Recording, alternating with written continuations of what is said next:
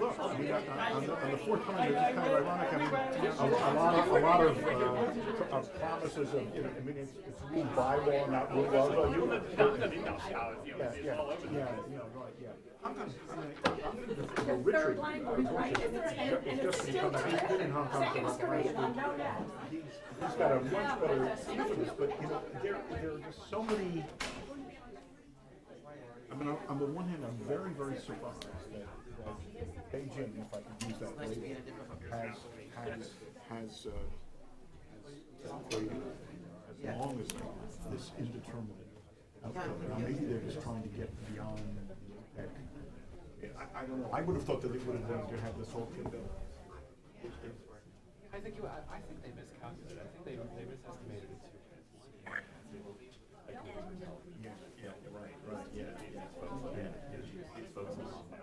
Sure. Related to this,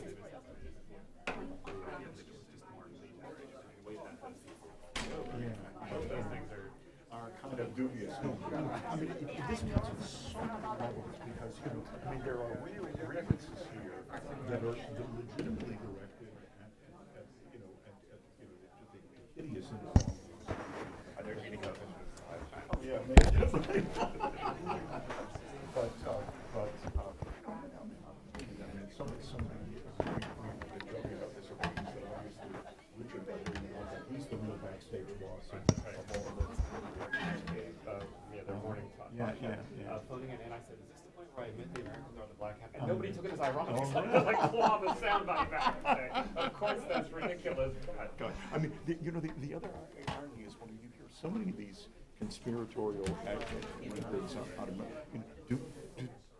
do our Chinese friends really think we are that resourceful, that clever, that organized? Yeah.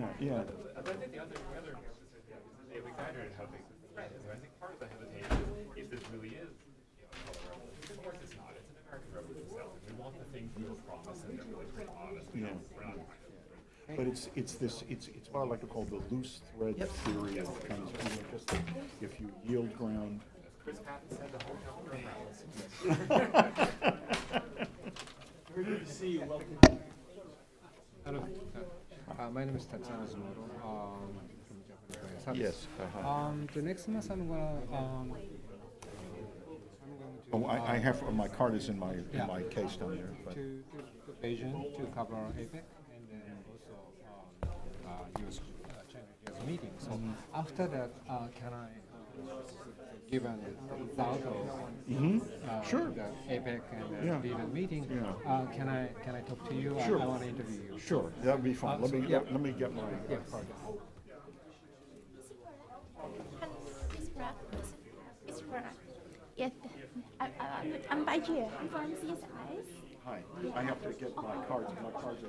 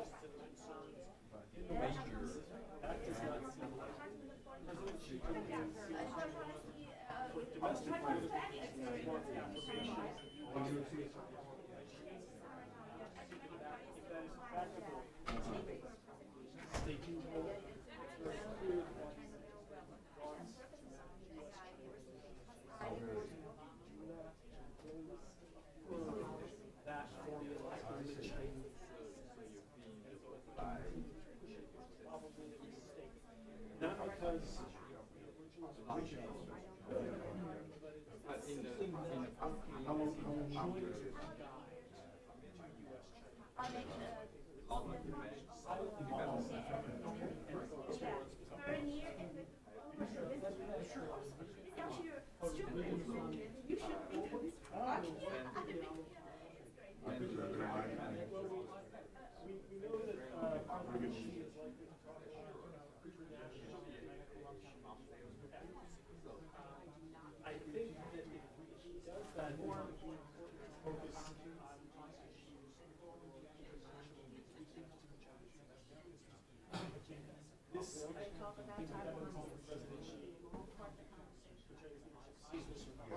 don't know whether it would be a formal invitation. Welcome the world to China for domestic structure. It's more how the states want. Key question for this made very well in one. But international anti-corruption efforts raise questions of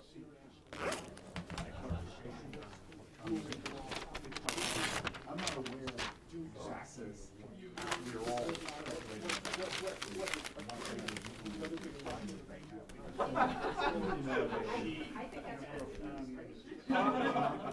Okay, so the custom will be match.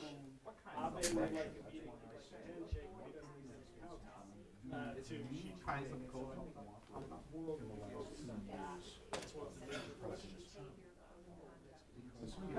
You get all around. That's good. Someone showed up for this. That's an There's on the one hand, nobody doubts that many Chinese are going to see if money is final glory. There are questions about whether the Let's just put it this way. It's much easier to do they've gone after tigers from poverty. So even if everybody there around what they have, Yeah, no, I know.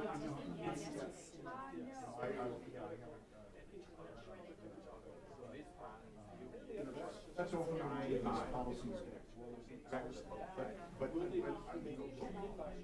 this area, process will they have a right to there's a broad this is going to be a long-term discussion. It's a legitimate discussion. political science.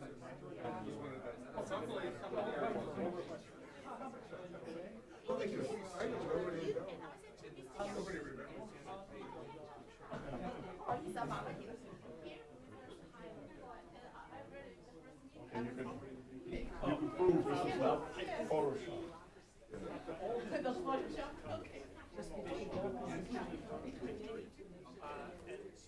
Good, okay, sure, okay. Vehicle like justice should take an active and positive interest in it. We need not be suspicious, just as China needs not be suspicious of TPP. Of course, at the same time, we have a proliferation of too many questions about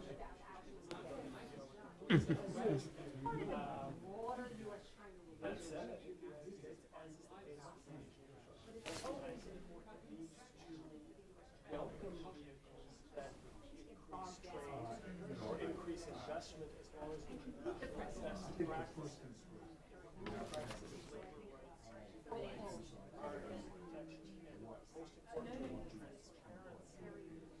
So do you think the midterm election of the United Nations and This is a long term. what if if they lose the Republican control the Senate?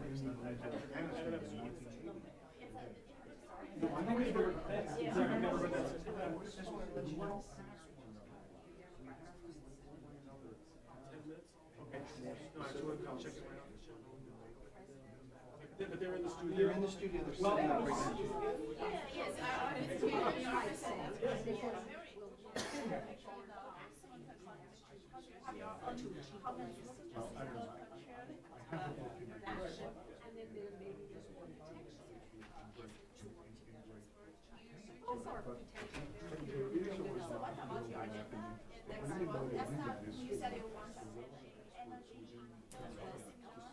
But that was a conference. Next week I'll be in Shenzhen. It's called the Chinese Asia Forum. Guangxi Sing.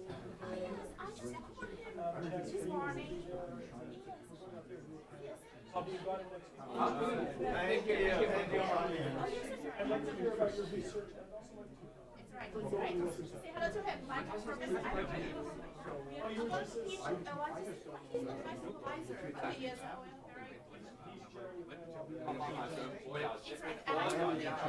Okay, enjoy your journey, dear. Thank you.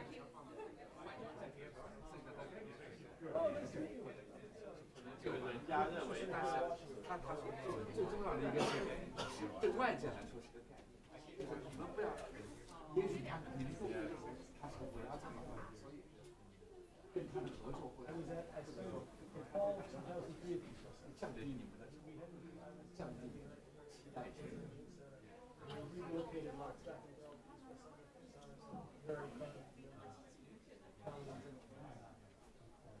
Glad you could come to it. I want you to be very engaged with the whole discussion. Sorry, so we're just white balancing the camera. That's okay.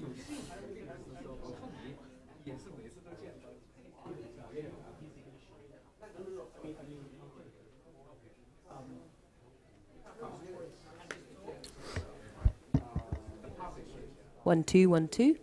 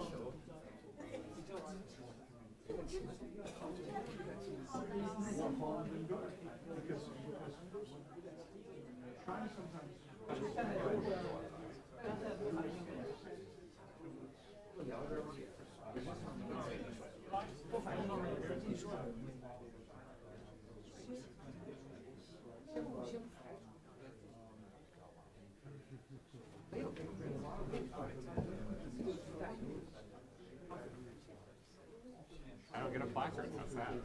Hey, what's happened? I don't know. You must not have anything to do with the organizer here. They're trying to send me a message. Hey, where are you? Well, that first session went beautifully. Yeah, no, Jonathan and Bonnie are always reliable.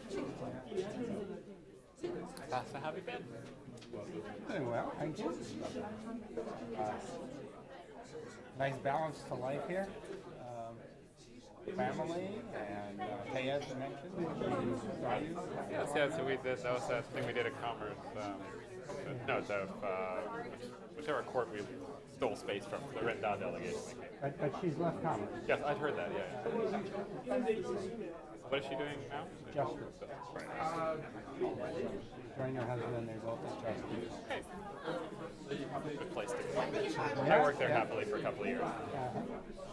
Scott? Well, they set a very high bar for us. Yeah, it's going to be tough act to follow, but I have confidence that you guys can No, get back. I don't know. That was too high a bar. Yeah, I feel like I needed to prepare a different presentation, actually, but we'll wait for that. Well, I'll provoke you so much, you'll have more things to say. No, it's certainly not going to be a problem of not having something to say. It's a question of whether it's relevant to the topic or builds on, the discussion. Right, hold it back to order here.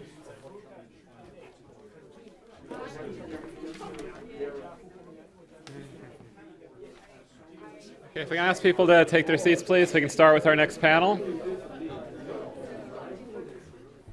Megan, you want to try and round up this? Yes. All right, well, while people are filing back in and taking their seats, I will do the part that is not essential to have people present for, which is to introduce a panel that really doesn't need much introduction, but I'll do this to kill time so people can resume their place in the auditorium, hopefully. So we're off to a terrific start with our first panel on implications of the pivot or rebalance for U.S.-China relations. Now we're going to broaden the frame somewhat to address the question of the U.S. role and the rest of Asia. And we have just another terrific panel, every bit equal. The first panel to address these questions. Let me introduce them briefly in the order in which I think they'll be speaking. First is Gilbert Rosman. Gil is Senior Fellow at the Foreign Policy Research Institute and Professor Emeritus of Sociology at Princeton University. He's written more books than I think I can count on issues in the region, China, Japan, Russia, and South Korea. He has a recent quadrilogy on strategic thought in the region from Japan, Russia, South Korea perspectives, and of course many works on China as well. And much work on regionalism, which is an issue that's deeply implicated in the kinds of things we're talking about here, and you know, all of you know his work from the many journal articles and books that he's produced on these issues over the years. Second is Scott Snyder from the Council on Foreign Relations, where he's a Senior Fellow for Korea Studies and Director of the Program on U.S.-Korea Policy at the Council. His program focuses on South Korea's efforts to contribute to the international stage, South Korea as a middle power in Asia, and the global implications of North Korean instability. He's the co-editor of a couple of recent books, North Korea in Transition, Politics, Economy, and Society, and Global Korea, South Korea's Contributions to International Security. And many of you know his blog, Blogging for Asia Unbound. He was at the Asia Foundation before moving to the Council. And again, just a terrific expert to have here on the Korea situation. And last but far from least, Vincent Wang, another Senior Fellow at FPRI and a Professor of Political Science at University of Richmond, recently liberated from being Department Chair. Is that correct? Okay, well, congratulations on that. He writes widely on issues of security and politics in the region. Much of his work focuses on Taiwan, but also on U.S.-China relations and other related matters. Again, three really prolific and insightful scholars on this topic, but rather than read you extended bits from their biographies and bibliographies, I will turn it over to them to address the topics before us. So first, Gil Rossman. Well, thank you, Jacques. It's a pleasure to be here, and the Woodrow Wilson Center is where I made the transition from Princeton University to another type of career, emphasis now centered on editing the Journal of the ASEAN Forum. And while I was here for a year, I immersed myself in Chinese sources and really came to a different view of China as the driving force in the region, much more than the U.S. And so my remarks today will reflect the sense of everyone's reacting to China. China is the country that has since at least 2009 been the force that we must really recognize.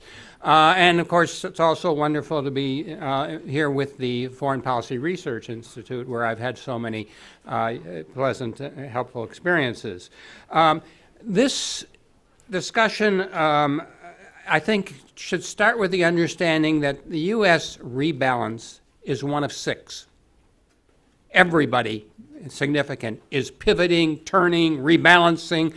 Russia's big theme this year is its pivot to turn to the east, India looking east, South Korea with its conference going on right now on the Northeast Asian Peace and Cooperation Initiative, Japan, perhaps more emphasis on Southeast Asia. It's all happening, and China with its own strategy, whether you call them Silk Roads or Eurasian approach, and it goes in many directions from China. So this is why we can't just focus on what does the U.S., have the right approach to the rebalance, or are our resources sufficient? Are our partners confident? We have to focus on what is the challenge we're facing as everybody is doing it, and how do we calibrate our response with the countries we rely on most heavily? And that's where my remarks will center, on Japan and South Korea. I'll be trying to talk about both of them before Scott emphasizes the South Korean case more fully. So I'll make three starting arguments. One is that the Northeast Asia rebalance is strikingly different from the Southeast Asia rebalance. It is, it needs really to be separated. It's much more complex. It's much more about great power rivalries. It has, in Southeast Asia, you can say countries are appealing to the United States to be more involved. There's one central problem in the South China Sea. There's a sense that we know what the rebalance is and what the U.S. has to do. In Northeast Asia, we're being tugged in many directions. The different rebalances are intersecting in strikingly different ways, and so that is why I say we need to understand this in its own terms, and that's where I will concentrate. The second point is 10 years ago, the strategic focus was North Korea. It was what do we do about North Korea's challenge to everybody, and there was talk about 5 versus 1, although it rarely was 5 versus 1. Now, the strategic focus, I would say, is China, North Korea, and Russia. All three with strategic challenges of one way or one kind or another, and they overlap in ways that haven't been investigated sufficiently. We could even call it the Northern Triangle reemerging in some significant way. And the third point, the general argument that I want to make, and that's where I'll concentrate, is that we've been focusing so much on the clashing historical memory narratives in Japan and South Korea, we've paid far too little attention to the clashing strategic orientations, priorities of these two countries. It's a much different problem, and it's proving very complicated for the United States. So in Northeast Asia, I think we have to talk about China's main role in dealing with North Korea. And the U.S. approach to North Korea has been overwhelmingly, how do we deal with China and North Korea? I think that was really the hidden message of the six-party talks. Now we have a strong tightening of the China-Russia relationship, and Russia pushing a more vigorous approach, including much stronger support for North Korea. And I think we have North Korea beginning to shift with a more effort to draw on a wider range of diplomacy in ways which we may not yet be able to fully understand or predict. So U.S. has had this impasse over North Korea. We now have what Russians are calling the new Cold War, with the Russia emphasizing, although the battleground is in Europe, Russia emphasizing that it is turning to Asia as its solution to this problem. And we have the challenge of triangular coordination with Japan and South Korea. And one of the things I've learned in Washington, D.C. in the last year or so is how much of a competition between Japan and South Korea there is for convincing Washington audiences that they are on the right course. So we got this effort to influence U.S. policy by coming to Washington and presenting various points of view. And the debates on their issues really bring us to an understanding of what some of their strategic objectives are as well. I regard what Obama has done with Japan and South Korea over the last year as quite successful, but that the problem is so serious that those successes are only a minimal response to the challenge we face. That is, considering that a few years ago we had Roh Moo-hyun challenging U.S. foreign policy in some fundamental way, and then we had Hatoyama from the Japanese Prime Minister, challenging U.S. foreign policy also in a pretty fundamental way. We've managed to double down on these allies, to strengthen our bilateral relationship, and to weather the storm of this winter, when this past winter, when it looked like that relationship was heading downhill fast on a downward spiral.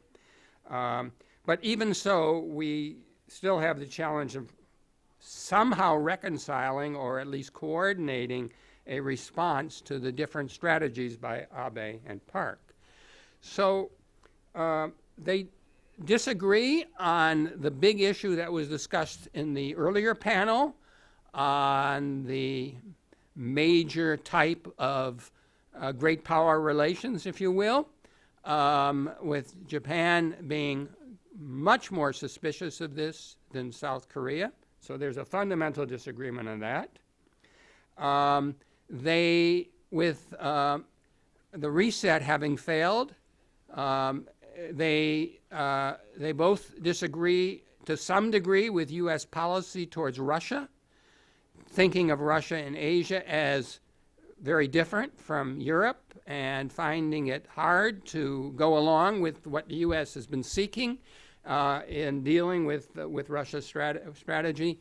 And they are finding that their policies to North Korea are at least causing tensions, if not outright disagreement, as opposed to just a few years ago.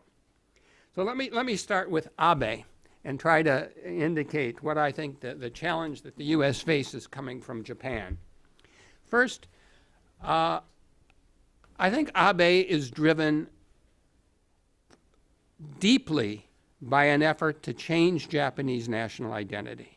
And if you see the debates going on in Japan, and I've just written a review article came out a few days ago in the Asan Forum about what has happened over the last 18 months or so in Japan in debating and polarizing the country in over one issue after another, and now it's focused on demonizing and trying to destroy Asahi Shimbun and the progressive movement in Japan. And that this obsession, and in fact bringing back, because the big issue with Asahi Shimbun is the comfort women issue, bringing that back to the fore, independent and without regard to what the impact in South Korea is I think just a sign of the problem we face in dealing with what Abe's real priority is. The second issue is that Abe has been eager to keep pursuing Putin. And if you look at the debate in Japan over Russia since the Ukraine crisis began, we see this effort to blame the United States for any troubles that have occurred in Japan-Russia relations because of sanctions and the Russian response, and to keep things going. And Abe in Beijing will be meeting with Putin, and we'll see what can happen there. But it's very hard to keep this going given the circumstances. Then there's Abe's initiative to North Korea, which we have been trying to say, oh, it's just a narrow initiative to deal with some abduction issues. But if you look at the Japanese discussion of the issue, it's broader, and it's seen as part of the re-entry into Asia. Japan's policy is broadening, and there's a North Korea wing to that policy that is widely being discussed in Japan. So these are some of the issues. So we have we had the temporary success with Abe in getting him to meet with Park, getting over this Yasukuni crisis divide during the first months of the year. We have the satisfaction of the improvement of cooperation with Japan now moving forward on establishing a right to collective self-defense. We've had other signs of things going well. And so there is no serious discord. But when you ask, well, what's really happening, there is something quite worrisome. We we cannot bring Japan to adopt a policy towards South Korea that serves our triangular goals. We cannot get enough confidence yet that Japan is coordinating on North Korea. At least the South Koreans are quite nervous that they might not lift some sanctions if they get some progress, although North Korea quite well may not give them anything to go on. We're not sure that Japan and the United States are really coordinating on China well, with Japan nervous about everything the U.S. does with China, including the meeting coming up between Obama and Xi. And we also fear that Japan's narrow approach to China doesn't coincide with our much broader strategic relationship that we're trying to achieve with China, including dealing with North Korea, which almost slips out of the Japanese concern because they're so focused on maritime issues. And I think really what we also have to say is that Japan hasn't reaffirmed U.S. leadership. Despite this emphasis on how strong we are closely we're working together as defense partners, the Yasukuni visit really was a slap in the face of U.S. leadership. U.S. had pleaded with him not to do this. And it was seen as a blow to our strategic interest. It gave China an opening to link Japanese defense relations with Japanese wartime revisionism. It interfered with relations with South Korea. It was really seen as unnecessary provocation. And so I think there's really a lack of trust between Abe and the United States. And this TPP uncertainty of the last few months only adds to that. Then if we go on to Park, we see the United States is not happy with the way she's overemphasized the historical issues with Japan, and particularly in the early period, there's always uncertainty about what happens when Park meets with Xi Jinping and what's the South Korean strategy, because it so emphasizes creating an improved relationship with China. And indeed, this bold initiative for a Northeast Asian Peace and Cooperation Initiative is primarily bringing China and the United States together behind South Korea's approach towards security, starting with non-traditional security, but moving beyond that. And so there is personal warmth in the leadership ties. There's not the same tension as exists with Abe. We just had the agreement on the OPCOM transfer that's favorable. There are sort of the symbols are more positive, but there's a rising sense that the strategic interests are not consistent with each other, and that the gap is wider than with Japan. And that the Japan-South Korea gap is related to that, and that Xi's approach for Asia for the Asians and the FTA between South Korea and China and other activities, while there's no objection to the FTA coming from the U.S. side and so on, there's just there's sort of an unsettling feeling that maybe some of these things can be cumulative. So my conclusion then is that we will likely face some new critical tests from North Korea. That is always seen as the central test of the area. And how well that is handled will test U.S.-China relations above all, but it can also test U.S.-South Korean relations, and it will show us whether Russia's move towards North Korea and China's continue, despite all the tensions between China and Kim Jong-un that receive so much attention, China's continued priority for North Korea, not just as a buffer, not just for stability, as most people say, but as a force that can complicate U.S. presence in the region, damage the U.S.-South Korean relationship, and serves in the struggle between China and the U.S. as a means to limit the U.S. role, to hold the U.S. down. All of that comes into play when we see whatever new challenge arises from North Korea, either from its provocative behavior or from its diplomatic ingenuity. So that is the starting point for how do we manage this. And the second point is that I think we have to agree with some of the reasoning that the 2014 has been a turning point. We might even agree that this is the end of the post-Cold War era, that we've started a new era. And Russia and Ukraine is where we usually emphasize this, but I think Sino-U.S. relations are also, I'm more pessimistic than at least some comments this morning indicated about where those relations are heading. And I see this as expressed fully in Chinese sources. I regard Chinese sources as so much more negative about the United States than U.S. sources are on China, and I think that's missing from the picture.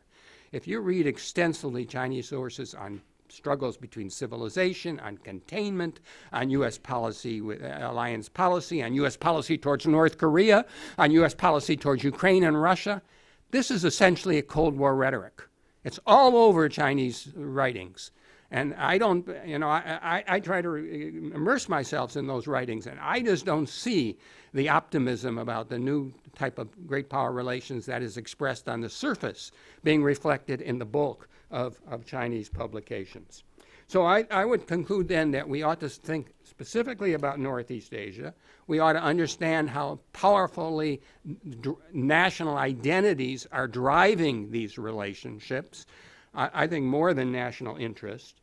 That ties greatly to notions of color revolutions like Hong Kong and Ukraine, really representing the same U.S. effort to undermine the status quo and the responses. The Chinese writings on Hong Kong on Ukraine are quite similar to the Russian writings on Hong Kong. It's all part of the same overall struggle from what I see. And so we need to find a way to strengthen our alliance triangle with Japan and South Korea. And that is going to be so difficult to do given their different strategic orientations, even if we were successful to minimize these historical issues, which neither Abe nor Park is inclined to do. And I see Abe as the main transgressor on that right now, when there was hope that the comfort women issue would at least be toned down, and there would be a meeting between Abe and Park in the next month that would build on a little bit on that April momentum, and that's not happening, and that, I believe, is essentially Japan's fault. So given these circumstances, my conclusion is that we are in for more trouble in Northeast Asia. Southeast Asia, we may have accidental struggle. There may be some minor military skirmish over some of the territorial issues. But Northeast Asia, it's a really big struggle with elements of a Cold War, and North Korea right in the middle, and Russia egging China on right now to be more aggressive versus the United States. Well, on that cheery note, a new type of great power relations need not be a good type of great power relations. Let me pass it on to Scott. Okay, well, thank you very much, Jacques, for the invitation, and it's a delight to be here at the Wilson Center, although I have to admit that I pretty much had to set aside my original notes. I should have known that this was going to happen with Jonathan and Bonnie and Gil in front of me, and I've completely kind of reorganized what I think that I need to try to say in order to add something to this discussion. But there's still plenty of ground to be covered, so I'm going to try to do some of that. One thing that I want to do is to begin by simply taking a shot at describing the strategic environment that all leaders have to grapple with in East Asia right now. It's implicit in what has already been said, but I just want to explicitly say that we've moved from a situation where Asian peace and stability was guaranteed by U.S. hegemony, to a situation that is incomplete mixture of co-management and competition. And I think that the side effect of that is increasing volatility, increasing competition, increasing complexity, inevitable ebbs and flows rather than a clear, smooth lake. We've got a lot of waves. And I think particularly difficult is the psychology that emanates from that. And this is really related to how nationalism plays into policymaking. Just a broad set of observations about the environment. And then some specific observations about the rebalance that I think haven't necessarily come up. First observation is, regardless of whether or not we have a policy named rebalance or not, we're definitely in an era where we need a cabinet-level spokesperson to articulate a strategy toward Asia. And I think that we had in the first administration. I'm not sure that it exists in the second administration. Secondly, I think one of the big challenges of the rebalance that I just want to put out there, related to the challenge of reassurance, is that the administration from Washington was addressing a region where there are a bunch of third parties who are either hearing what they want to hear or have different levels of expectation with regard to what the U.S. can do to successfully assure them, right? And so the task of getting that message right is really probably impossible, because if you're in Southeast Asia, you want to hear one thing. If you're in Northeast Asia, you might want to hear something else. And everybody's interpreting, and in some respects, hearing what they want to hear. Third observation is actually the rebalance in the Obama administration was really laid out, in the context of the budget debate here. The first trip with Obama speaking in Australia, was in the context of the super committee, if anybody remembers that, and debates about the budget. And then we had the sequester. And so we had a debate back here in Washington, the nub of which undercut, I think, the credibility of the message that we were trying to send to the region. Having said that, if you're standing in Northeast Asia, and particularly in South Korea, here's what I think the rebalance looks like, or looked like. First point, strengthening of alliances. Well, that's good for South Korea, good for Japan. And I think that, especially in the context of the U.S.-South Korea relationship, there's been tangible gains in that regard. Second, engaging with emerging powers, and especially with China. Well, South Korea under the current administration is also doing that, so that's not a bad thing. Too much discussion of G2 in South Korea. I'm glad that term did not come up this morning. And also engagement of other emerging powers also is basically, I think, positive from a South Korean perspective. Gil has flagged the fact that there's a difference between the way Japan and South Korea are viewing this, I think, with regard to strategic orientation, and that is a very important point. Third, the idea of translating and implementing international norms in a regional context, I think, is also very positive from a South Korean perspective. I think that's the reason why the South Korean government has endorsed the rebalance, and I think is fully on board with the rebalance.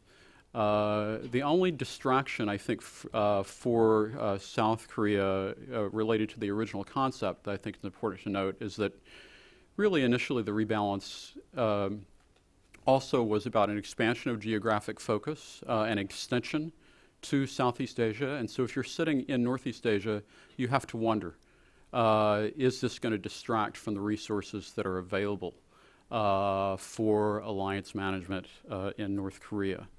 And also, I think this region versus sub-region issue, Gil highlighted it. We don't have somebody focused on Southeast Asia on this panel.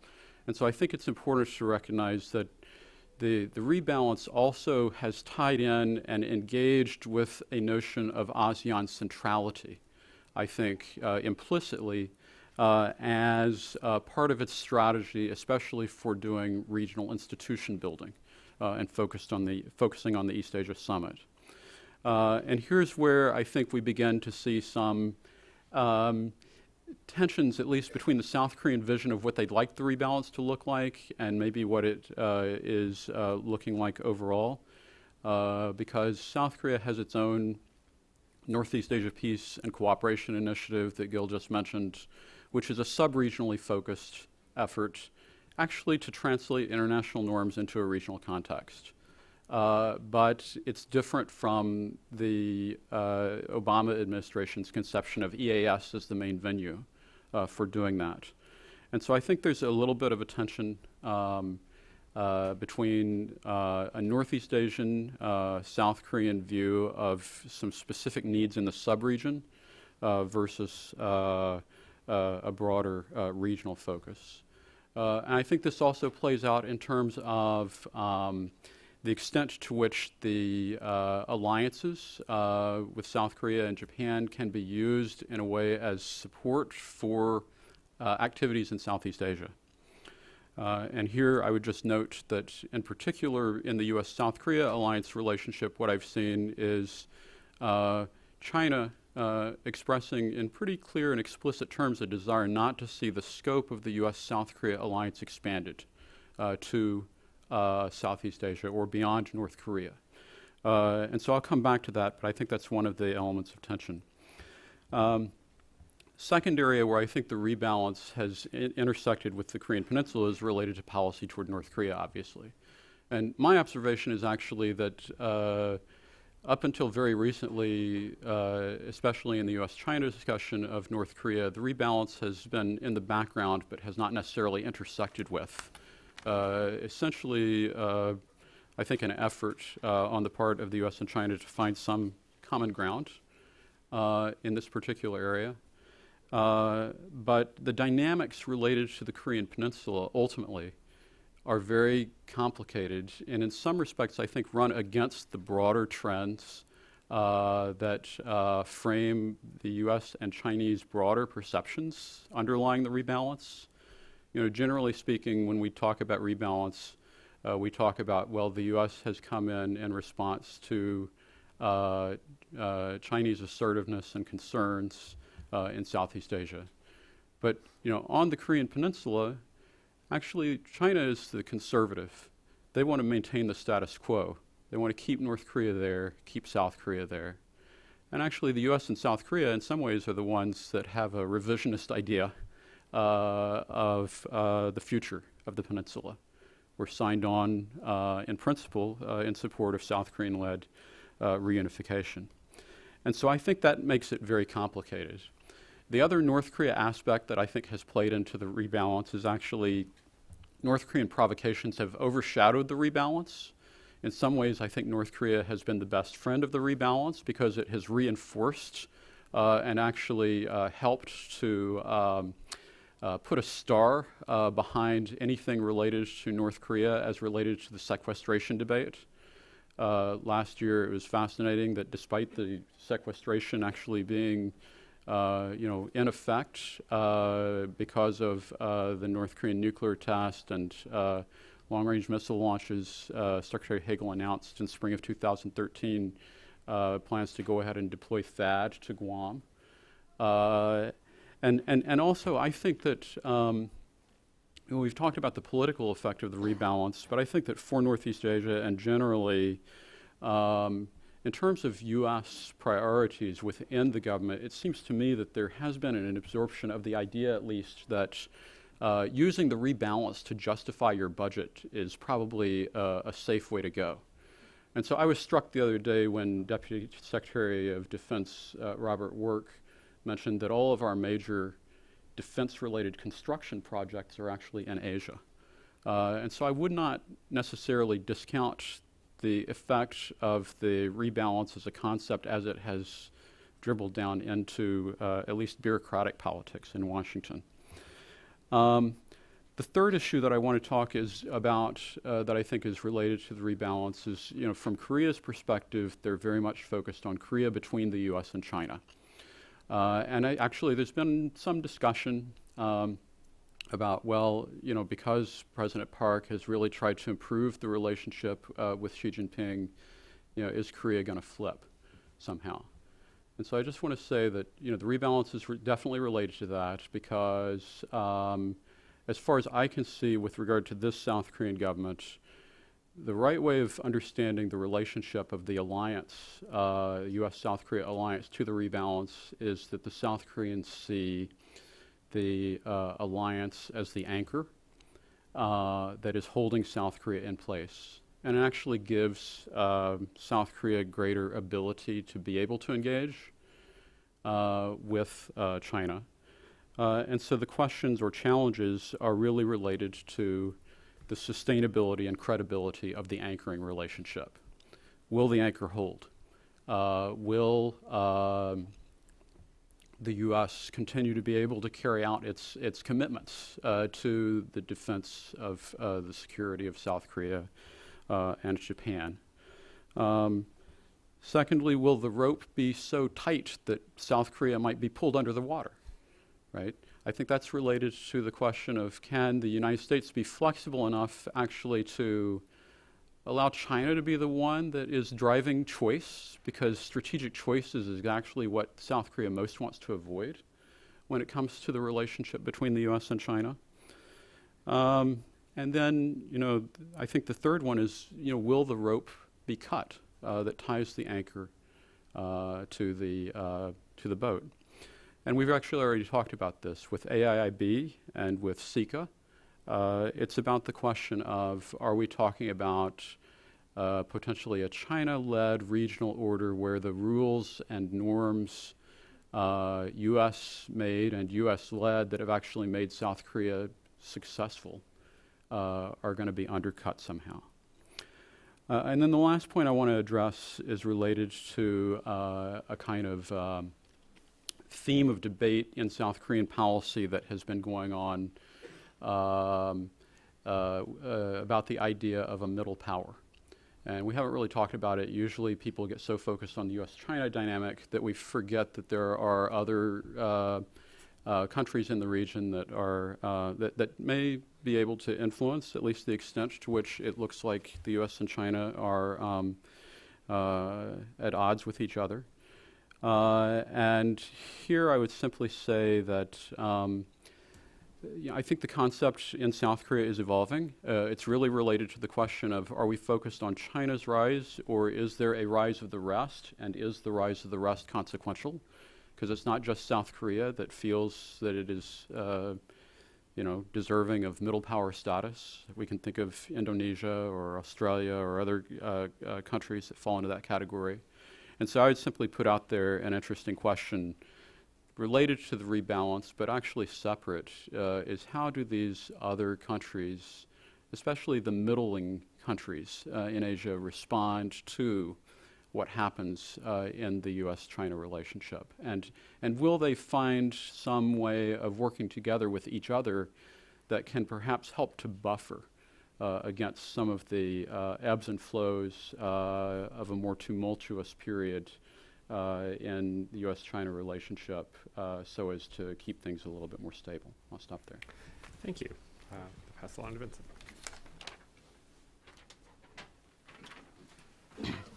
I'll speak from here, partly because I cannot see what's behind me. My name is Vincent Wang from University of Richmond. I'd like to thank FPRI and Wilson Center for inviting me. I'd like to contribute an aspect of this panel, which is the role of cross-strait relations in the U.S. pivot. So I would treat U.S. pivot both as an independent variable and also a dependent variable. Sorry for the jargon. So as the previous panel has already mentioned, that the Obama administration's very public enunciation of a pivot policy is actually a recognition of that Asia holds a future for the United States to reassure regional countries, friends, and allies alike in the aftermath of the perceived Chinese assertive behavior. So you would think that a player such as Taiwan, which is a major economic player in the regional production network, and the only Chinese democracy that ever existed, and of course geopolitical positions and so on, should be a prominent part of this pivot policy. But like Jonathan, I have carefully read all those 3 most important documents, and I counted how many times that Taiwan was mentioned. The answer is 0 times. So apparently there is this paradox I'm trying to find out. Of course, some people will very quickly point out that former Secretary of State Hillary Clinton did mention in a speech at the East-West Center that the Taiwan is an important security and economic partner. But I count those 3 documents, her article in Foreign Policy, Obama's speech at Australian Parliament, and Tom Donilon's speech to the Asia Society, which I think flush out a little bit more. So my questions are, what explains this official silence? And the larger question is, where does Taiwan fit, if at all, in the U.S. Pacific pivot? And whether the United States needs to re-engage Taiwan under the U.S. strategic and trade rebalance. Is there a need, not only for Taiwan's sake, but also for the U.S. sake, but also for the sake of other countries and players in the region? And lastly, how would the evolution of cross-strait relations impact the U.S. pivot and vice versa? I know that these are some of the very large questions I'm attempting to throw a stone in order to invite a jade. That's a Chinese saying. So the new context is be careful what you're wishing for because it might come true. Indeed, this has come true. And I will argue that cross-strait relations have changed a lot. Since before the 1979, you can argue, or even after 1979, the United States has always maintained that cross-strait relations should be settled through peaceful means and officially encourage the 2 sides of Taiwan Strait to engage in a dialogue with each other. But of course, it was impossible during the Cold War. But however, situation has changed. Now, in terms of operational concern, really, the United States military was focusing on preventing the PRC from using force to unify with Taiwan. And then, of course, because the classic dilemma between the patron and the client, the United States adopted a policy known as strategic ambiguity vis-a-vis Beijing and Taipei. Basically, I thought that Joseph Nye's formulation of this was very good. So what is the strategic ambiguity? We tell Beijing, if you attack Taipei, don't count us out. And then we tell Taipei, if you provoke Beijing and Beijing attacks you, don't count us in. So basically, strategic ambiguity is to maintain the U.S. flexibility. So the U.S. president will make the final call, while at the same time keep Beijing and Taipei in check from adopting provocative unilateral action that will put the U.S. in a difficult position. And of course, the U.S. encouraged cross-strait dialogue and stress the process, namely peaceful settlement disputes, rather than a particular outcome. Although the Chinese understood this differently, they always thought that the U.S. has endorsed peaceful unification as the only logical outcome, but logically, the U.S. only said about peaceful settlement.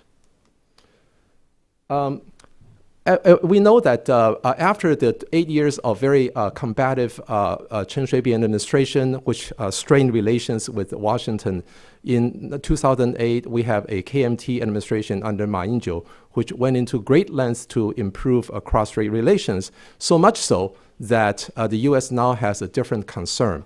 Namely that in the past, we know our role, particular military role, but now is that some people in Washington and elsewhere are beginning to worry, or at least to raise the question, whether Taiwan will be gradually, either voluntarily or involuntarily, being absorbed by China. I mean, if you're a student of physics, you know that there's a momentum. So even Taiwan does not want to, then it's still possible. And we have a lot of data to provide circumstantial evidence. For example, in 1985, 40% of Taiwan's exports end up in the United States. Today, 40% of Taiwan's export actually went to China. And 80% of the Taiwan's outbound investment actually went to China as well. So the question is, whether the cross-strait relations have improved in such an extent that Taiwan actually risk being entered into the Chinese orbit and therefore reducing the U.S. room for maneuver. And the U.S. role has become less clear and central. After all, now Taipei and Beijing are talking between themselves, and the U.S. Is not entirely clear about the pace and the destination of such talks. And should the United States also begin to be concerned about the particular outcome, for example, unification or one country, two systems, or some kind of arrangement that, in other words, things like peace agreement or confidence building measures and so on, which seem very far-fetched, but today they look more likely. And what should the United States do? I will not spend any time on this. Bonnie has already mentioned the components of the pivot. And of course, not every country in the Asia-Pacific region will fit all these 6 pillars of the pivot policy. But I would just boldface 2, that in expanding trade and investment, obviously Taiwan is relevant here. And after all, if we're talking about Trans-Pacific Partnership, I understand this is the topic for this afternoon, but Taiwan would have become the 6th largest economy of all the TPP member if Taiwan could join that. And then, of course, advancing democracy and human rights. And this is actually not trivial. A former Congressman Henry Hyde said that Taiwan's democracy is of strategic value to the United States. It's not only the only Chinese democracy, but also can serve as a beacon for China. And only when China becomes freer and more open can U.S.-China relations truly improve. So I just want to lay that out here. So I think that even though the U.S. Official documents have not mentioned Taiwan explicitly, I think Taiwan is relevant in the pivot policy. So let me try to guess. This is educated guess about the official silence about Taiwan. And of course, just like students would say that, in a multiple choice question, you can check all of the above, and you can draw your own conclusion. The first hypothesis is why the U.S. officially is silent on Taiwan is what I will call the lost cause thesis. Namely, Taiwan is too much into the PRC's ambit, and the United States cannot reliably rely on Taiwan. Therefore, we should go ahead with a pivot without Taiwan. That's why Taiwan is not mentioned. There seems to be some circumstantial evidence. There are some people, both in academia, in policy world, or even former military commanders, says that Taiwan is already a lost cause, too much into the PRC ambit, and has actually become a strategic liability and no longer an asset to the United States. And so therefore, the United States should sacrifice Taiwan or sell out Taiwan in order to get along with China, which obviously is a more important relationship. And furthermore, they argue that this cross-strait relations has been a 7-decade-old problem, diplomatic problem for the United States.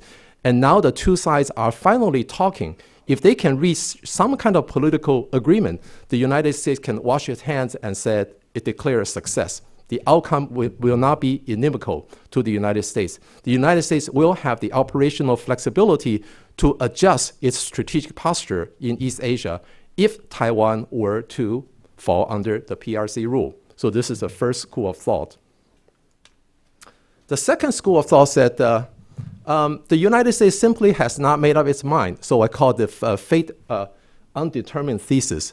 In other words, the United States has not decided whether to include or not to exclude Taiwan. And at this moment, openly including Taiwan may have proved to be too provocative to the PRC. Therefore, it chose to be silent, strategic silence on Taiwan. So this is a pivot, and then decide whether to include Taiwan or not.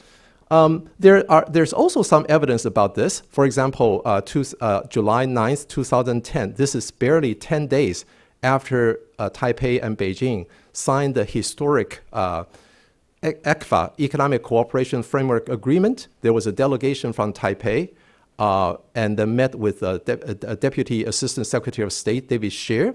And Mr. Scheer said that the United States welcomed the ECFA as trade and investment obviously conducive to peace. However, the United States need to carefully assess its net impact on the United States.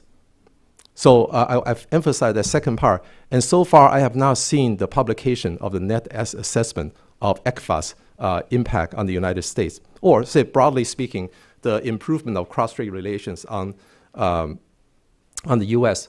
And there's also a historical analogy.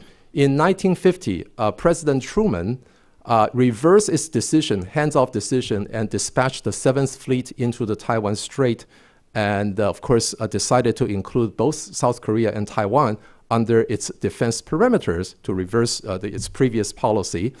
But it was not until 1954 that the United States and the Republic of China actually signed a mutual defense treaty. So 4 years or 5 years have elapsed. So the pivot is only about 5 years old. Perhaps this will happen. This may not. We don't know. This is why it's silent. And the third possibility is that the United States actually is engaged in a tacit alliance with Taiwan.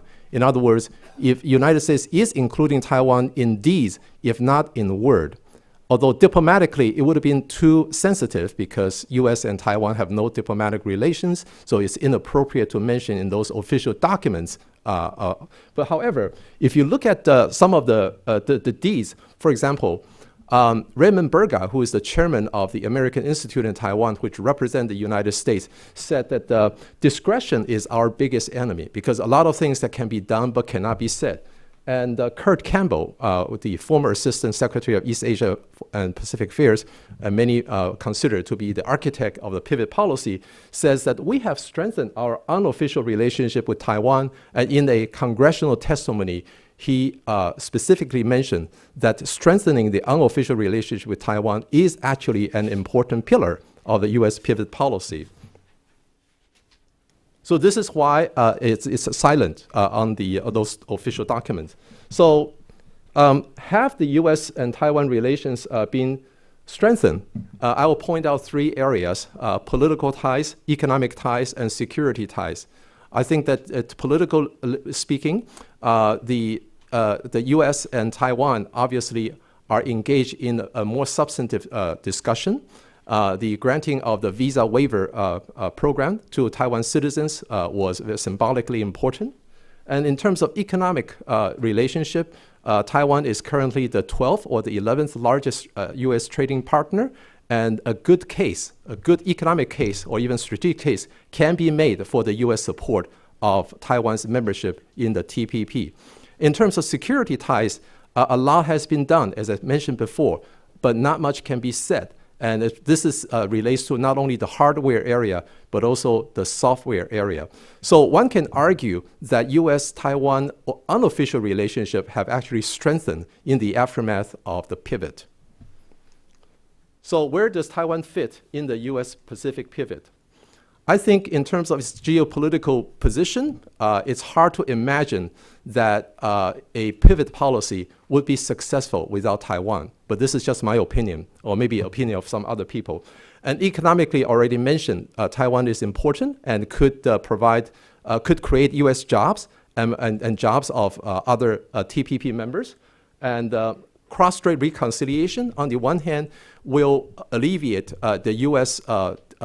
Concerns, especially when the U.S. is bogged down elsewhere. However, the United States also wants to be sure about the direction and the pace of cross-strait reconciliation. How can Taiwan benefit from U.S. pivot? Obviously, Taiwan needs to continue to strengthen its self-defense so that it will not be a weakest link. Okay? And it should also manage dependence on the mainland. When 40% of your exports and 80% of your trade and 5% of your population live on the mainland, you obviously, we think that the mutual dependence will restrain mutual behavior. However, this is an asymmetric dependence. So if there's a way to manage that, you need to do that.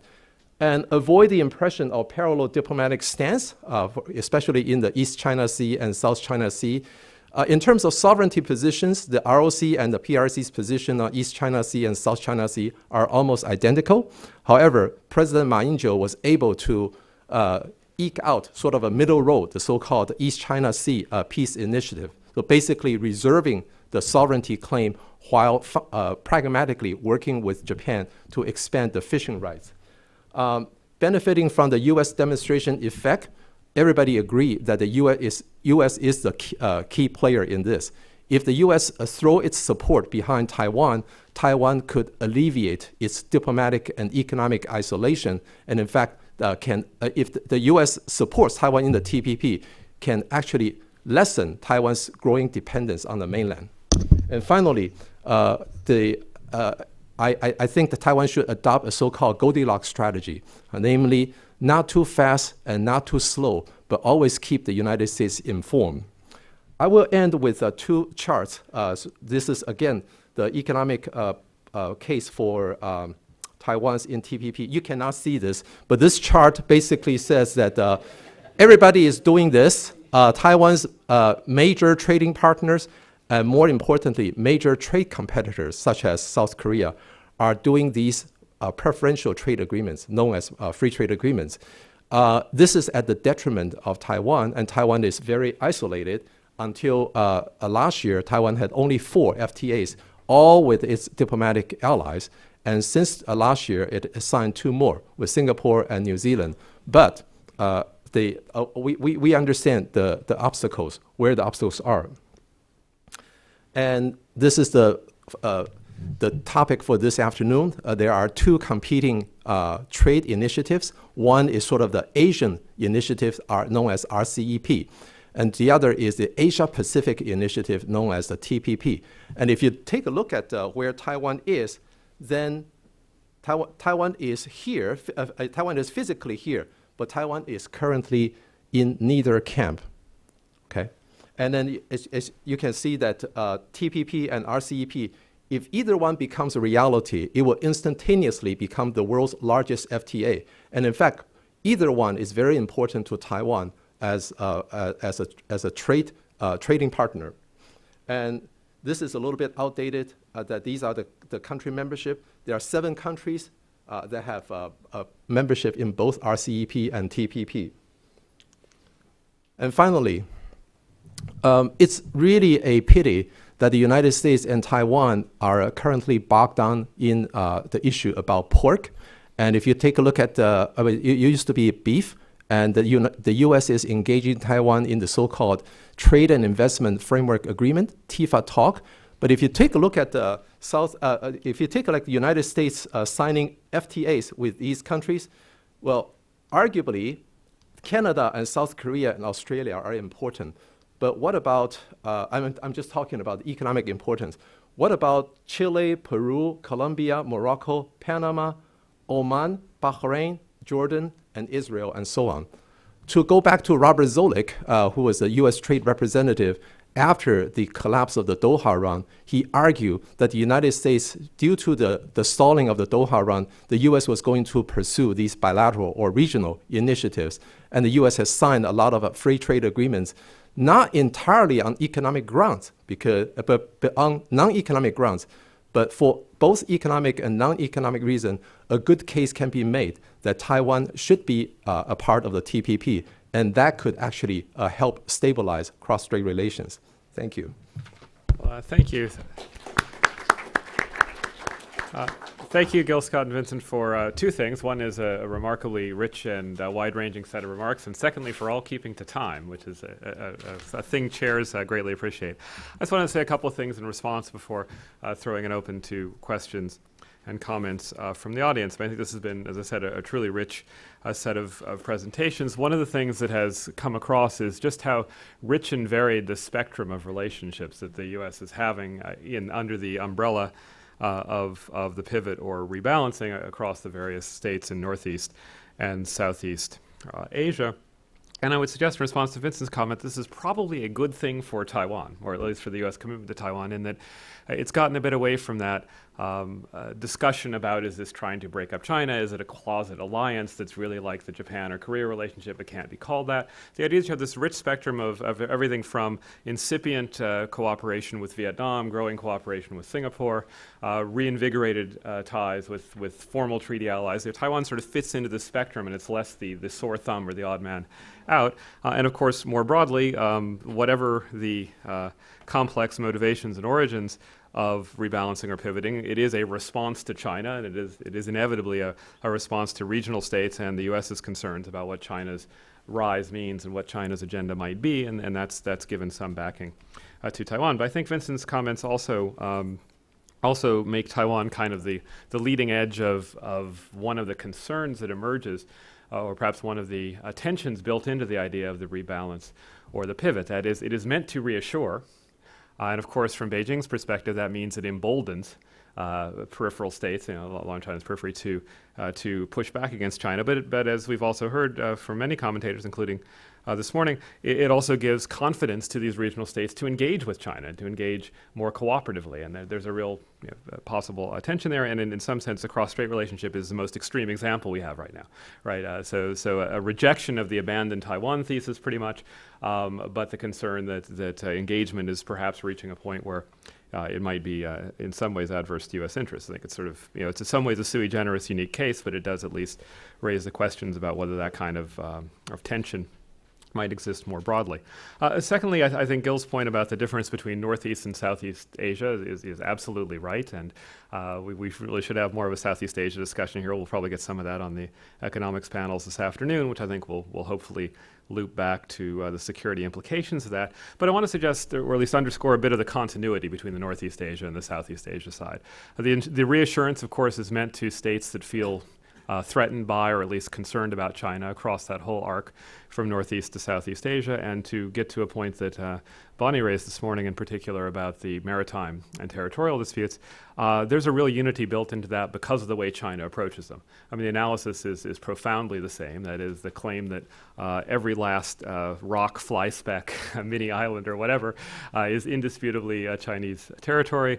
And of course, some of China's antagonists make the mirror image arguments, but it's really a very similar set of claims and a similar unwillingness to submit them to certain types of dispute resolution processes, fully shared by Japan in the East China Sea case, perhaps. But there is this of a piece quality, and clearly those territorial disputes and maritime disputes have been part of the glue that have drawn together states across the two subregions, and even stronger ties beyond the region, not just with the U.S., but with other more far-flung Asian powers. Third out of my 4 points, the values card is part of the discussion here. I think it's emerged, but it may be worth underscoring a little bit. We've talked about the ways in which the U.S. is trying to evaluate China's degree of challenge as a regime shaper, certainly, but perhaps as a regime challenger and a regime remaker. But the other thing that's going on is this connection between domestic values, domestic politics, and international politics. That's very much part of the human rights and democracy, one of the 6 pillars of the pivot. And one of the things I want to ask my colleagues around it here is to what extent is that becoming a factor in whatever these last couple of years we have ahead of us before the next change in administration here, particularly given the relatively new administration in China. And we've seen just in the last few months, I think what is at least an increasing audibility, if not a fundamental change, in this concern about whether the U.S. is really pushing that agenda, right? So you see the almost paranoid reaction to what's going on in Hong Kong. And you see, I think even at the 4th plenum, a highly domestic-focused event, but one in which the view of law and governance is pretty strong in pushing back against the Western values view that the pivot is seen as pushing. And of course, this values issue is not simply a U.S.-China clash, it's a U.S. similarity to the countries that we've been talking about on this panel. It's not just an oppositional thing, it's a sort of binding glue, as it were, among the states on China's periphery and the U.S. And last, and briefly, as a sort of segue into what we'll be taking up this afternoon, I think one of the things that this panel has gotten into, and was touched upon in the first panel as well, is this intimate link between the security side of things and the economic side of things. Certainly in conception, the pivot had this, the rebalance had this element to it, but at a fundamental level, it had to, right? I mean, it's a bit of a sucker's bet to be underwriting security costs of your allies while the other guy gets the economic relationship. So for it to be sustainable, that has to happen. And the question is, I think, not a failure to appreciate that, but the difficulty of implementing it. And with that, I'll stop and throw it open to questions and comments from the audience. Again, the same rules as this morning. Please keep, well, I won't be quite as tough as Robert was, but please keep your questions brief so that we can get a good number of them in. And please identify yourself before you speak. Eli, you want to start at the back there? We'll work our way forward. Hi, Pat Span, just myself. I'm a little curious as time goes on. I'm old enough to remember all the instances in the Taiwan Strait and et cetera. Could the panel comment on what do they see as the end game with Taiwan? What is it? Does it stay independent or gets absorbed by the Chinese? And would we actually help defend it? And remember, your predictions are being recorded. I think that's mostly the. Yeah. I learned long ago predicting is a very hazardous business for scholars, and I think you're asking a very good question that all of us would like to know. I don't have a crystal ball. I think that to me, it's important to stretch our intellectual imagination because the conventional wisdom is that China will absorb Taiwan, and therefore the question is only what kind of arrangement, ranging from all the way from, say, a commonwealth to a confederation or federation or devolution under unitary system or one country, two systems, and so on. And the Chinese have opposed any of these Western concepts, saying that these do not corroborate with Chinese history. But on the other hand, one country, two systems also has no historical precedent. In fact, that if anything, that will serve as sort of for reflective purposes. What happens in Hong Kong probably, most likely, make the Taiwanese even less appealed to the one country, two systems. So I think the future has to be wide open, and it's important that the Taiwanese people's voices be heard. I would just say to add to that, that one of the remarkable things about recent years, and it's become even more pronounced in the last few weeks, is the degree to which the one country, two systems model, which was of course initially thought up for Taiwan, but then first implemented because of the historical accident of the British taking treaty dates seriously and negotiating the return of Hong Kong. That Hong Kong was supposed to be the model for Taiwan, and Taiwan was the big prize which would give Hong Kong insulation from meddling, and that's gone. I mean, nobody says that anymore. One country, two systems is unsaleable in Taiwan, and if Beijing thinks that what it's doing toward Hong Kong right now is going to convince people in Taiwan, then I think that's more than a little delusional.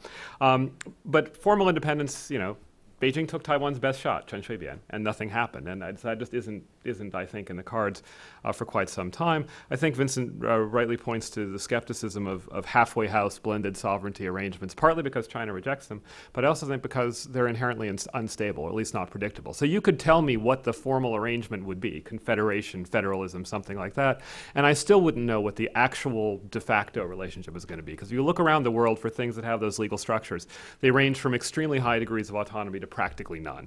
And what we're seeing in Hong Kong right now is a debate about what one particular model means in practice, and there's a wide range of possible outcomes there. Okay, anyone else want to weigh on that? Or?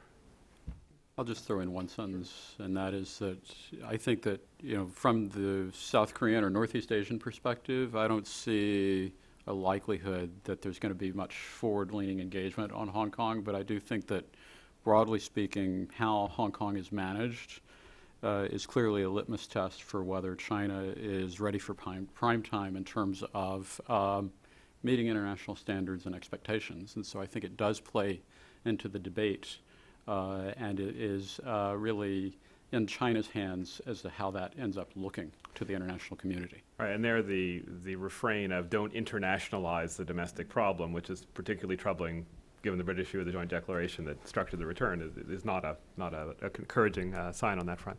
Okay, more questions. There were a bunch of hands. Let's start the woman there with the scarf. Thank you. Maria from the American University. My question regards the so-called absorption of Taiwan and also the negotiations that could come up in the next month with Hong Kong.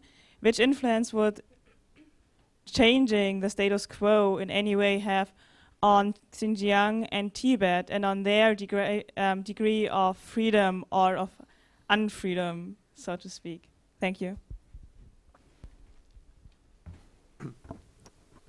I think the question you raise is a broader one, is how China deals with its periphery, right? In the case of Taiwan and Hong Kong, this is particularly nettlesome because it has both the domestic and international implications, security and economic considerations and so on. I think that the Chinese are in a very difficult position because if they show that they are lenient or namely weak on Hong Kong or Taiwan, they might risk encouraging separatism in Tibet and Xinjiang, which of course are populated by ethnically different populations. But if their dilemma is that if they're very tough on Hong Kong or Taiwan, then certainly it will shaken the confidence of Hong Kong people and the international community, and certainly will drive their dream of unifying with Taiwan even farther. So I think this is actually a very troublesome dilemma for leaders in Beijing, and I'm very troubled by the almost uniformly tough stance taken by Xi Jinping in recent weeks. That the cross-strait relations used to be a bright spot. That the improvement of cross-strait relations in the last 5 years and so on had been very that the Chinese have been able to achieve many of the goals that it was not able to achieve in the last 5 decades. But all of a sudden, cross-strait relations have also hit a roadblock. If you examine the recent very public and official exchanges between the two sides of Taiwan Strait, you will know that they have reached so-called deep water areas. So in other words, after you have established the air links, economic cooperation framework agreement, as you move toward the more difficult area, such as confidence building measures, international space, or the meeting between the two leaders at the sideline of the APEC and so on, you actually see that the trust and the cooperation built upon between the two sides over the last 5 years remains only skim deep. I think the problem with Taiwan and China is not too different from the problem between the U.S. and China. Namely, after many years of engagement, that we still face a Chinese government that is very insecure about itself. I think it will only until China becomes secure about itself and be very wise in handling its periphery can the relationship improve. Okay, the question on this side. Hi, Lorna Shaddock from Channel News Asia. I was wondering if you could talk a little about the idea of the pivot domestically here in the US and how much it's been sort of sold or not sold to the American people, because foreign policy has been a little more of an issue in these midterm elections than it normally is. But overall, the idea of the rebalance to Asia is not something that is talked about a great deal in domestic politics. What can be done to change that, and might we see potentially a little more of a change in that after these midterm elections? Thank you. Scott? Chicago Council on Global Affairs released its biennial survey of American attitudes on foreign policy here, I think, last month. And they did ask some questions on the pivot, and it actually shows an increase in support from 2 years ago to about 60% of Americans supporting the concept of the pivot. The other thing that I think is notable about that survey is that despite relative retrenchment in terms of attitudes toward American involvement in foreign affairs, support for U.S. military presence in Asia is at high levels. It's clear that they don't necessarily expect the military presence to be on the front end in terms of options for use, but support for the presence itself is surprisingly strong given the broader backdrop of hesitancy about intervention. If we just separate the sort of the policy discussing community, including circles in Washington, you find bipartisan overwhelming support for this. This is even seen as a test of the seriousness of an internationalist U.S. foreign policy. So I think that although there is some isolationist sentiment in Congress, this is, even if TPP has some debate, I don't think this is much debated anymore.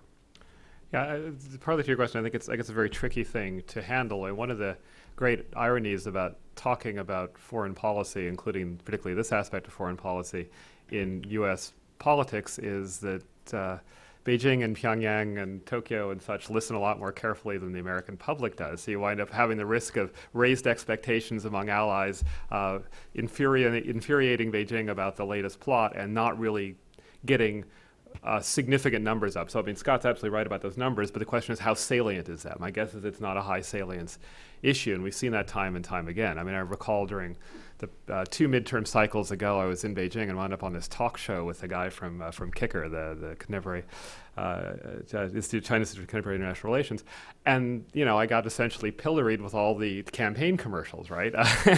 And it was just well, that's American politics, and don't worry, it'll be over after the election. And certainly the policy think tank and policy making crowd understands that, but it's still easy to make hay out of, and I think it does have its impact.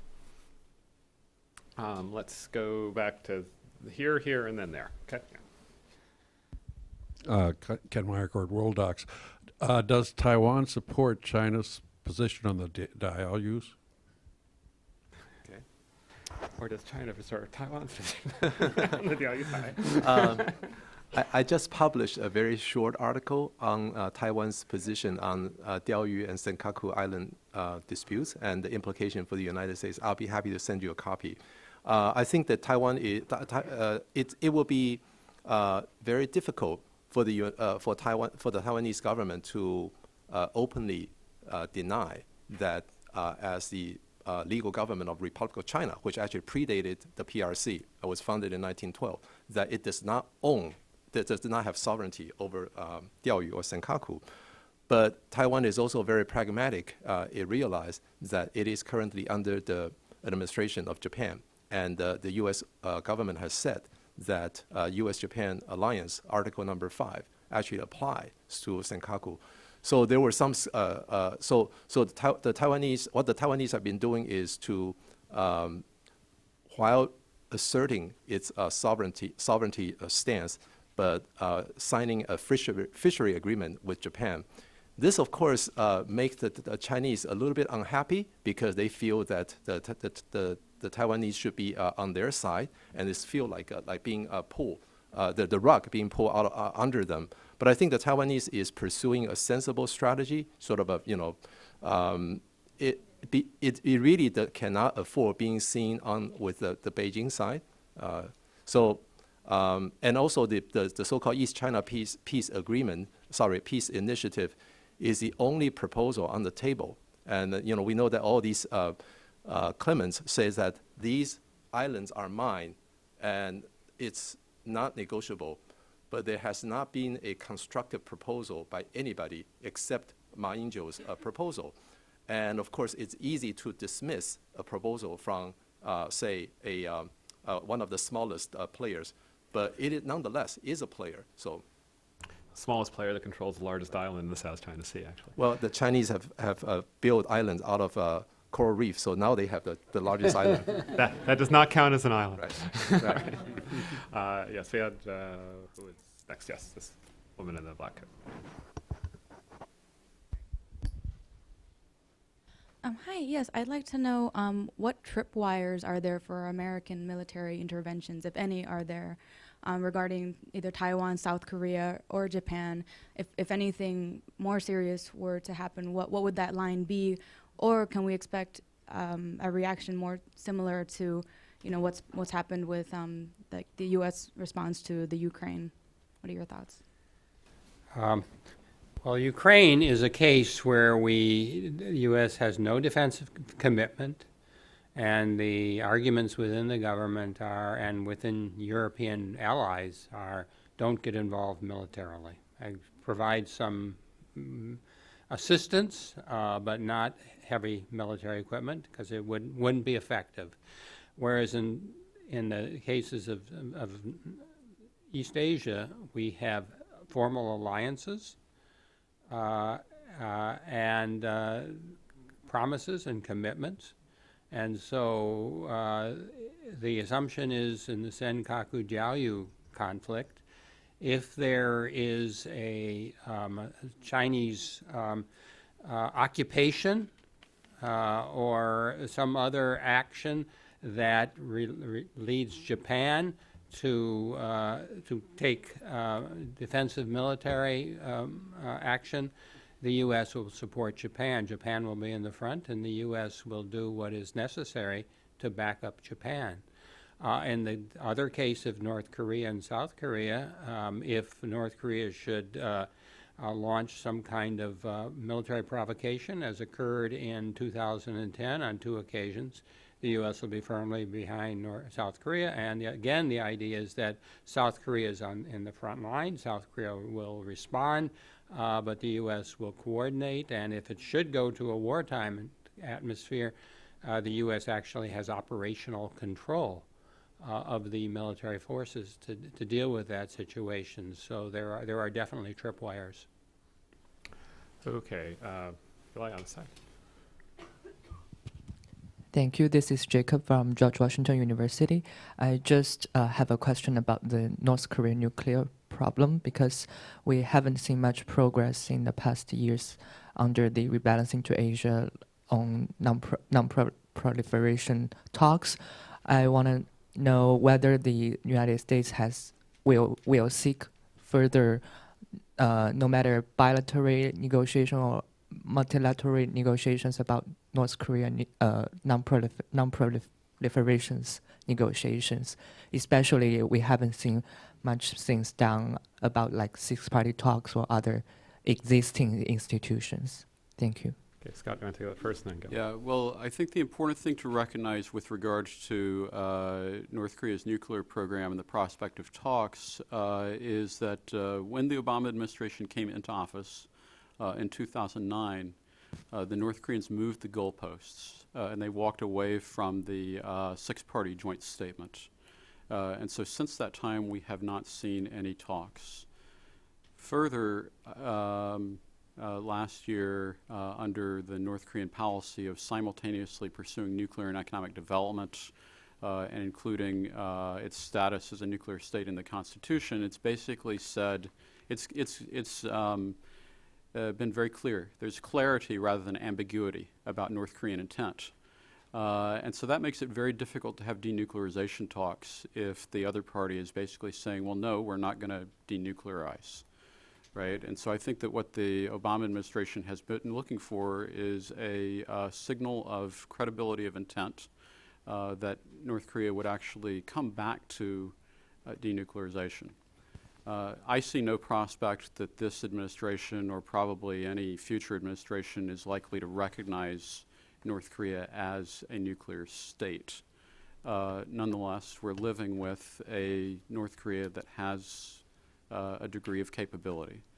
And so under those circumstances, there's very little intersection between the two sides. I do believe there are other things that we can talk about with North Korea besides nuclear issues. And some of those issues could potentially be explored, but under the current circumstance, it's very difficult. Gil, do you want to weigh in on this? No, that sounds fine to me. Okay. Okay, let's go to the front here, gentleman in the beard, and then there, and then back. Thank you, Dave Rubinowitz. Another question on North Korea. Do we know, does anybody know if the Kim family is still in charge, regardless of which one? And with Putin's pivot to Asia, is North Korea going to serve as a battleground between Russia and China, or will they be allies in that area? Yeah. Well, I've seen a lot of reshuffling of top generals, but no change in the designated member of the Kim family who's running North Korea. So I think that the debate over whether the military might be controlling the family versus the family controlling the military is not as interesting as it might have been in the past.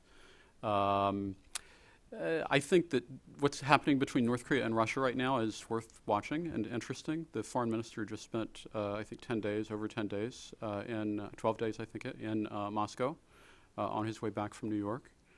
And it's easy to imagine that Putin could see activity with North Korea as a kind of further spoiler role. Also, the North Koreans, given the coolness of the relationship with Beijing, could be attracted to the idea of trying to use enhanced relations with Moscow as some kind of strategic card.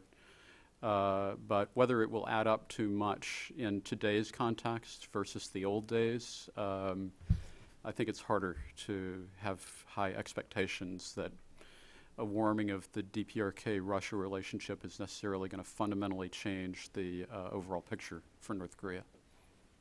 I will add to that North Korea and Russia are talking about, after Russia forgave over $10 billion in debts and restructured $1 billion or so for new economic cooperation, they're talking about expanding trade to $1 billion from 100 to 150 million over a 5 or so year period. So that's not likely to come anywhere near the economic relationship between North Korea and China that's already existing. If there were a long-term program for North Korea, China and Russia could easily be opposed. They have different objectives in mind. But if you're talking about how they approach the nature of the crisis, the history of the crisis, the narrative about the Korean War, the desirability of having six-party talks resume without the preconditions the U.S. demands, and a whole host of other things, I think there is a very substantial overlap between China and Russia. And when Russia now is moving into North Korea, despite the fact China has cut back some oil shipments and Russia is adding some oil shipments. The Russians insist that they're doing this in agreement with China, and they're doing it for the same goals that China has. And meanwhile, there's a big new plan for joint development of a port on the North Korea border, Zarubino, in Russia, that China, Russia, and North Korea can somehow cooperate with, as well as to build up the Rason port within North Korea. So we don't know how far that will go. There are a lot of uncertainties, and every time these plans come with North Korea, they don't get very far unless there's some real breakthrough, some change in North Korea. But really, the thing, I think the overall view is that Russia and China are aligned in how they want to deal with the North Korean issue for the near-term future. Okay, next to the gentleman in the blue vest there, and then we'll go to the back. Did you have a question? Oh, okay, all right, then back there. Hi, my name is Huisheng Shou. I'm teaching at the Christopher Newport University in Hampton Roads. My question goes to Professor Roseman about the China-Japan relationship. First of all, I hope you can clarify, do you think that the Japan's recent provocative behavior relationship is particularly not only with China but also with the United States, right? The tension is this to very large extent associated with Abe's personal personality, or something much deeper? Is this about Japan's national identity or something? I mean, if it's later, obviously it's a much bigger problem. So what do you think, I mean, what role do you think the United States actually can play, or if any? And whether, whether the pivot strategy, anything in it, actually can change that in a positive way. Mm-hmm. You refer to Japan's recent provocative behavior towards China.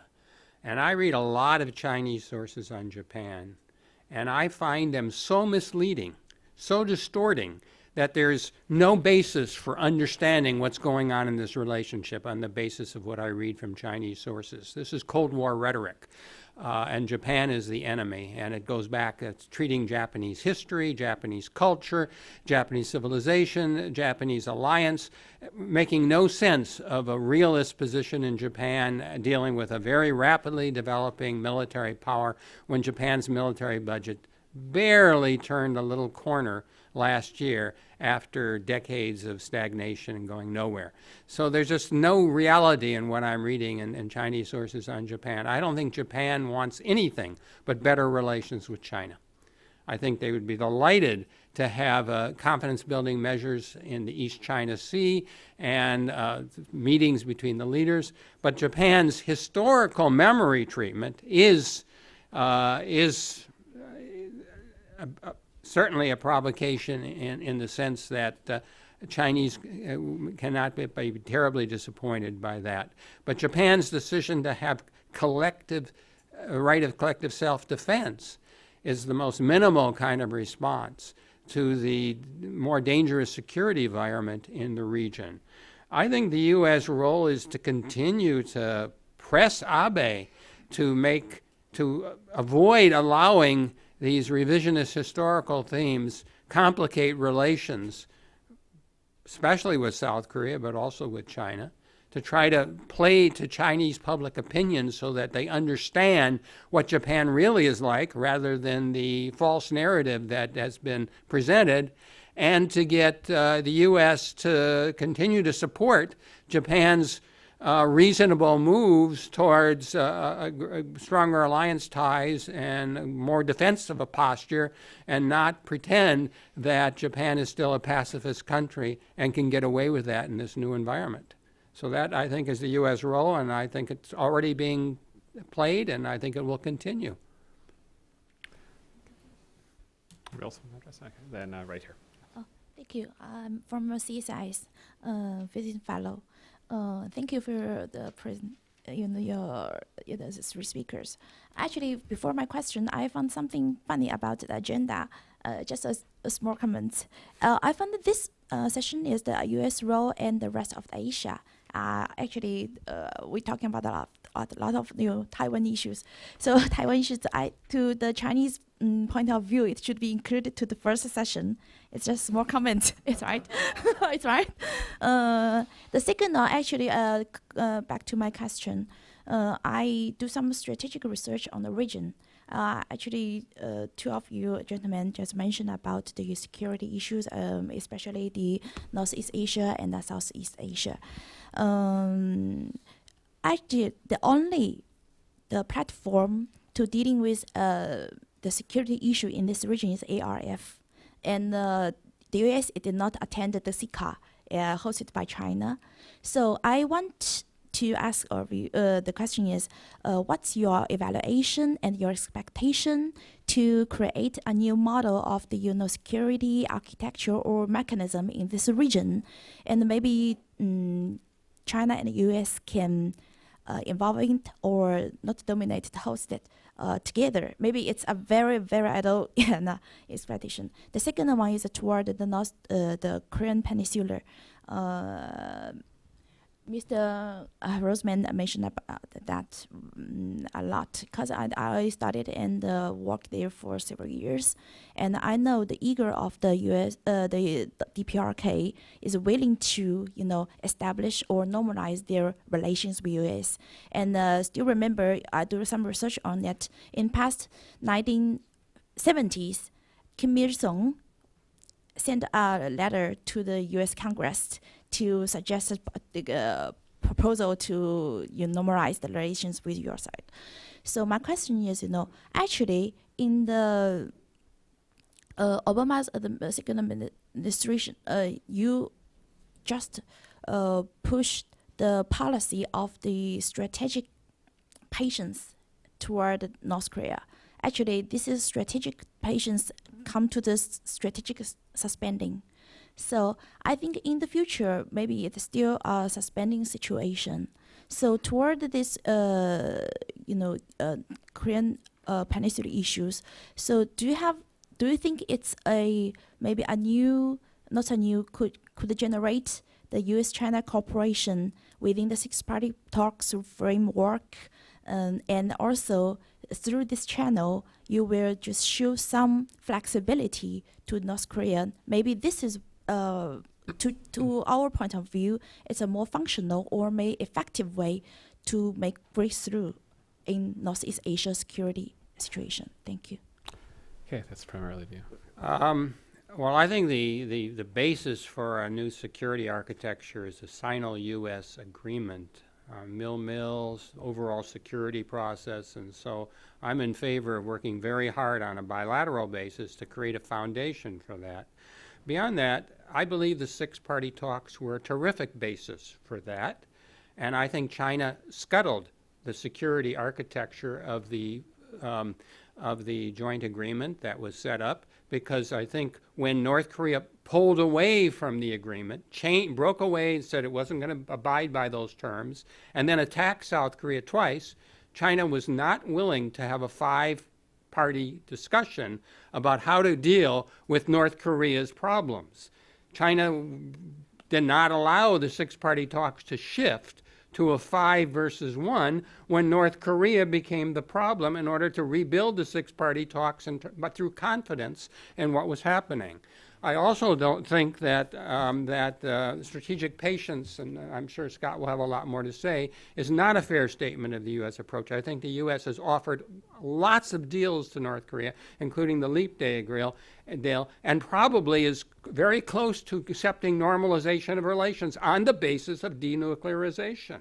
If China wants that kind of U.S. arrangement with North Korea, China should put the pressure on North Korea that will make it possible for the U.S. to go forward with that deal. I think China is trying to get a different kind of security arrangement with a strong, powerful North Korea that can reshape the U.S. alliance system in Northeast Asia, and that is not favorable, and that's the main reason why we don't have that architecture in Northeast Asia, is my view, despite the fact we're still working hard to get cooperation in dealing with North Korea, and there's some kind of progress that sometimes happens.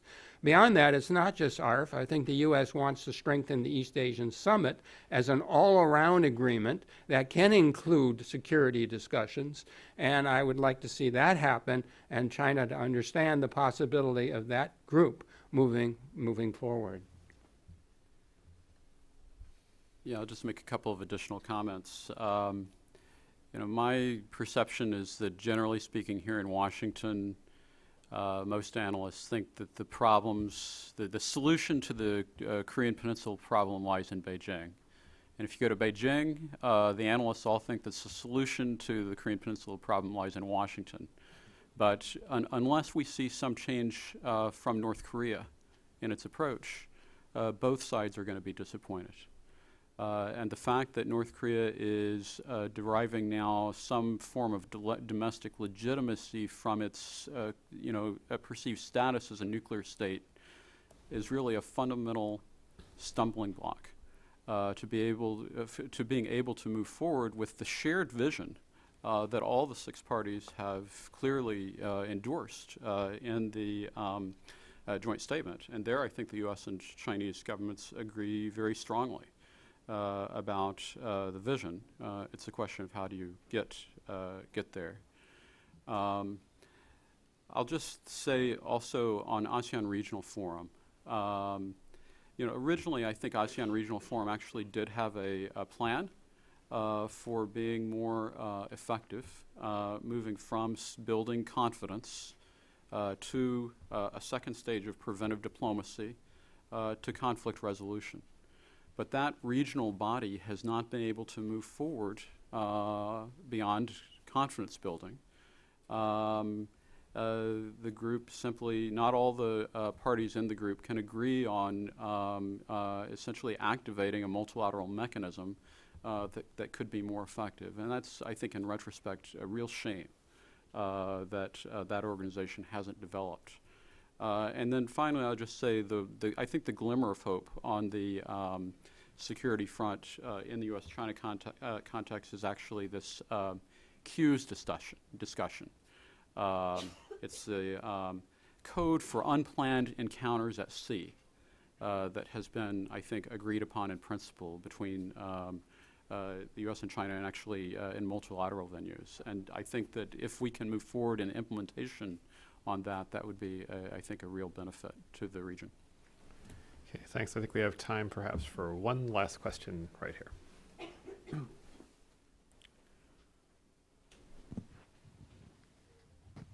And we're really up against time, so I'd ask both the question and the response to be brief. Thanks. In light of the UN Commission of Inquiry's report on North Korea, which describes system indistinguishable from Pol Pot's Cambodia, there is zero chance of us normalizing relations with North Korea. There's just no way we're going to put up with hundreds of thousands of rapes and tortures and slave labor. And this woman is living in a fantasy world if she thinks that's going to happen. Okay, well, we didn't want to address North Korean human rights, a topic for another session. I'll just say one thing on this, and that there's a parallel between the nuclear talks right now and the discussion on human rights, and that is that the North Koreans seem to be mobilized and actively offering dialogue as a substitute for accountability in response to the COI report. And it'll be very interesting to see how that debate proceeds at the UN, but I think a dialogue for the sake of dialogue process trying to move toward a solution is not going to necessarily achieve the objectives that we'd all like to see in terms of grappling with the core issues that are there in North Korea. Okay, well, this has been a terrifically rich discussion here, and as closed on a note that reminds us of some persisting features in the region, which is recurrent security challenges amid a relatively weak institutional structure, which is kind of an old story in this part of the world.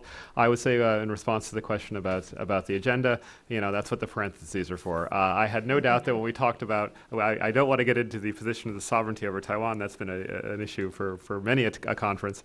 But just to say that, as I think this panel has pointed out, when you talk about what rebalancing in U.S. foreign policy means for anywhere in Asia, inevitably China is a big part of it. So please join me in thanking the group, and I think I also want to thank you all for your questions and comments. I think we're going to get some instruction now on lunch. Lunch is across the hall, and we'll reconvene at 1:30. Okay, so lunch is across the hall. Reconvene here at 1:30 for the trade half of our security and trade discussion. Thank you. I think North Korea's human rights problem is actually a humanitarian disaster problem.